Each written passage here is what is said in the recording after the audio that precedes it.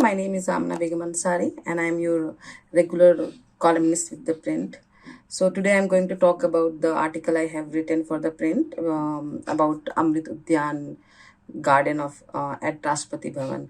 So we know that this garden used to be known as Mughal Garden, and recently it has been renamed as Amrit Udyan Garden by the President of India. So, with this new name, we have seen a new controversy in India, as usual it happens. So, there are two things going on right now about this renaming thing. First, why we need to rename it, and the second is the again same narrative that hostility towards all the Indian Muslim. So, the first thing before going into this debate, we have to look into some historical fact as well.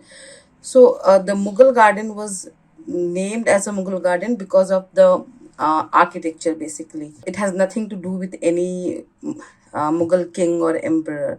So the question is that then why we need to rename it? So basically, I don't think it is rewriting any kind of historical fact, because that is not even possible. It is about sending a message. So this message is there, that symbolism, that we are not going to glorify any kind of symbol which kind of accept or validate our invaders, and create a narrative that our invaders were the part of our civilization. So I can only see this one logic here. So the other argument, which is about the Indian Muslim, so that is my main point, and that's why I decided to write this article. So what Indian Muslim have to do with the invaders? um, because a lot of Indian Muslims do see some kind of attachment or affection towards the Mughals, and they see their own history, the beginning of their history from Mughal emperors, and in that way they attach themselves to the invaders, which is a very problematic mindset, and I will explain why. Because most of the Indian Muslims are the native Indians, and since I have been speaking about the Pasmanda Muslim, so the overwhelmingly majority of Indian Muslims are the Pasmanda one, and they are converted from the lower caste or the class. So they have nothing to do with these invaders or these rulers. In fact, if we go into the history, we can see that how these upper caste or Ashraf Muslim were so are discriminated towards the Pashmanda and native Muslims. Even I have written about the fatwa which was given against Pashmanda Muslim. That fatwa mentions that the lower caste or Azlaf shouldn't be allowed to study or learn how to write and read.